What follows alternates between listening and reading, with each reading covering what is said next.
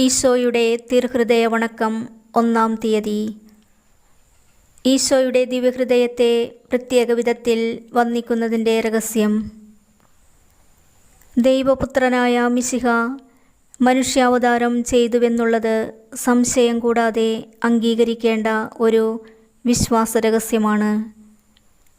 അത്ഭുതകരമായ ഈ പ്രവൃത്തിയാൽ ക്രിസ്തുവിൻ്റെ ദിവ്യഹൃദയം ദൈവസ്വഭാവത്തോട് ഗാഢമായി ചേർന്നിരിക്കുന്നു.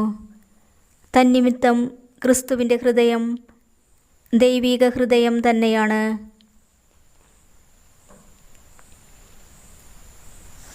ക്രിസ്തുനാഥന് രണ്ട് വിധ സ്വഭാവമുണ്ട്: ദൈവസ്വഭാവവും മനുഷ്യ സ്വഭാവവും.